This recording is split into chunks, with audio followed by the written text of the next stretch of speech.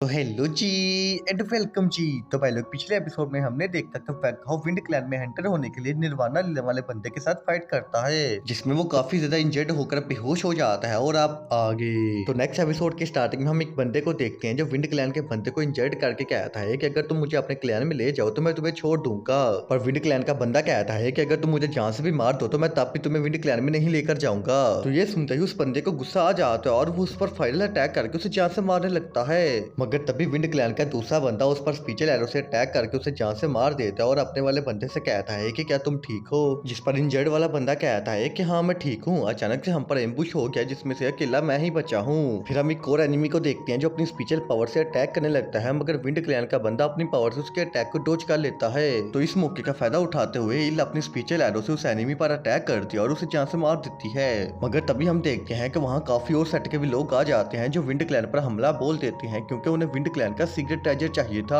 पर wind clan के warrior ऐसा नहीं होने देते। वो ग्रुप बनाकर एक दूसरे को प्रोटेक्ट करते हुए उन सभी को जान से मार देते हैं। मगर तभी वहाँ और लोग आ जाते हैं क्योंकि इस वक्त जंग का माहौल होता है। एनिमी हर जगह से टपक रही होती हैं, पर विंड क्लैन के वॉरियर भी हार नहीं मानते और अपने स्पेशल एरो से उनको भी जान से मार देते हैं। जिस पर इल कहती है कि बहुत अच्छे, जब तक डोंकी पवेलियन का गेट बंद नहीं हो जाता हमें ऐसे ही अपने क्लैन को प्रोटेक्ट करते रहना होगा।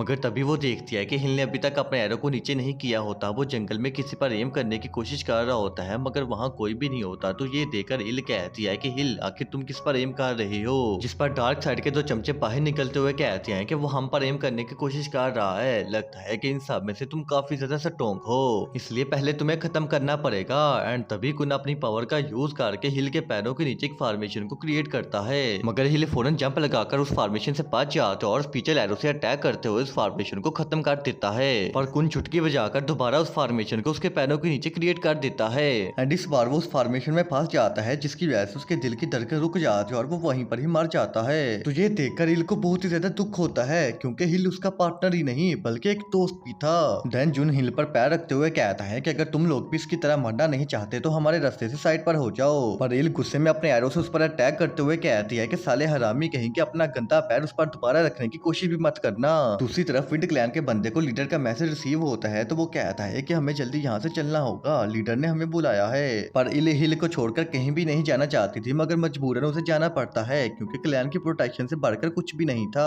तो उनको जाता देख जुन कहता है कि हमें इनका पीछा करना होगा, सूर्य वापस विंड क्लैन में गए होंगे। दूसरी तरफ हम विंड क्लैन के लोगों को देखते हैं जो उसी गुफा के अंदर आते हैं जहाँ पहले फैंग हो आया था। तो अंदर आते ही विंड क्लैन का एक बंदा एंट्री पर फॉर्मेशन को क्रिएट कर देता है ताकि कोई और अंदर ना आ सके। पर कुंजन उनका पीछा करते हुए वहाँ आगे होते हैं और उन्हें यह भी पता चल जाता है कि ये गुफा विंड क्लैन के अंदर घुसने का रास्ता है, इसलिए वो गुफा के अंदर जाने लगते हैं। पर वहाँ लगी फॉर्मेशन एक्टिवेट होकर उन पर अटैक कर देती है जिसकी वजह से वो पीछे हट जाते हैं और एक दूसरे के साथ बहस करते हुए कहते हैं कि अब हम क्या करें। दूसरी तरफ हम फैंगहाओ को देखते हैं जिसे लाइला अपने कंधों पर उठाकर लेकर जा रही होती है और वो कहती है कि आखिर ये कब होश में आएगा। जिस पर गोल्डन ड्रैगन कहता है कि इसकी सारी स्पेशल एनर्जी खत्म हो गई है इसलिए इसे होश में आने में थोड़ा टाइम लगेगा। फिर सीन चेंज होता है तो हम फैंगहाओ के कॉन्शियस माइंड का सीन देखते हैं जहाँ वो विंड क्लैन में होता है और उसके सामने एक बच्चा होता है जो काफी ज्यादा डरा होता है। पर वो फैंगहाओ से नहीं बल्कि एनिमी से डर रहा होता है जो उसे अपने एक ही अटैक में जान से मार देता है। देन उस बच्चे की मदर आती है जो अपने बेटे की ऐसी हालत देखकर गुस्से में उस एनिमी पर अटैक करती है और वो हरामी एनिमी अपने एक ही अटैक में उसे भी जान से मार देता है। तो ये देखकर फैंगहाओ गुस्से में उस एनिमी पर अटैक करता है पर वो उसके पीछे से गुजर जाता है क्योंकि अभी वो जो सब देख रहा होता है वो विंड क्लैन के पास की मेमोरीज होती हैं, इसलिए वो समझ आता है कि वो बस देख सकता है कुछ भी बदल नहीं सकता। देन वो देखता है कि उस एनिमी ने विंड क्लैन के काफी लोगों को जान से मार दिया होता है और वो बचे कुछ लोगों को भी जान से मारने लगता है। मगर तभी आसमान से एक लड़की एंजल की तरह एंट्री करती है और वो अपने एक अटैक में उस एनिमी को जान से मार देती है क्योंकि उसके पास डिवाइन पावर्स होती हैं। जिस पर विंड क्लैन के बचे हुए लोग उस लड़की को ग्रीट करते हुए कहते हैं कि डोंगचुंग पवेलियन मास्टर आपका बहुत बहुत शुक्रिया, आपने हमें बचा लिया।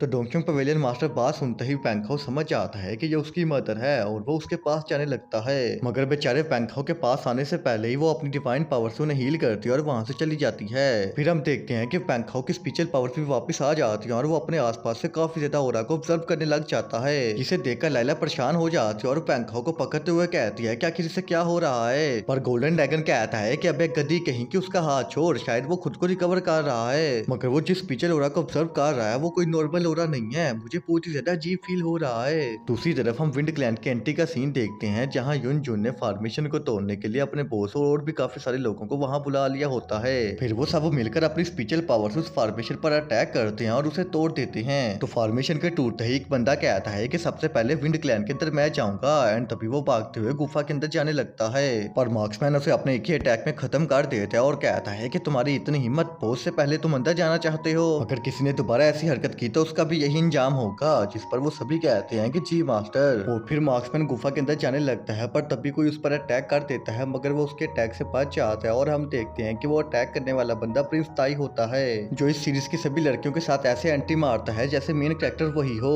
दूसरी तरफ हम विंड क्लैन के लीडर को देखते हैं जो ये सब देख लेते हैं और कहता है कि होली सन इस वक्त डिवाइन पावर को ऑब्जर्व कर रहा है, वो डिस्टर्ब नहीं होना चाहिए, इसलिए मुझे कुछ करना होगा। एंड तभी वो अपनी पावर का यूज करके उन सभी को अलग अलग जगह टेलीपोर्ट कर देता है, जहाँ टीम ए में रेंजो, ताई और डार्क साइड के साथ ही होती हैं और टीम बी में तीनों लड़कियां और उनके सामने युनजुन। तो भाई लोग उम्मीद करता हूँ कि अब तुम लोगों को समझ आ गया होगा कि आखिर विंड क्लैन का लीडर फैंगखाओ के पीछे क्यों पड़ा था, क्योंकि फैंगखाओ ही उन्हें बचाएगा। इसका नेक्स्ट एपिसोड बहुत ही ज्यादा इंटरेस्टिंग होने वाला है, इसलिए चैनल को सब्सक्राइब कर लो ताकि इसका नेक्स्ट एपिसोड जल्दी देख सको और हमारे 100 के हो जाएं, क्योंकि 100 के होने में हमारे सिर्फ 15-20 सब्सक्राइबर ही रह गए हैं। मुझे उम्मीद है कि तुम लोग आज ही करवा दोगे। अच्छा अब मैं चलता हूँ, मिलते हैं एक न्यू वीडियो में, तब तक के लिए टाटा बाय बाय टूरूरू।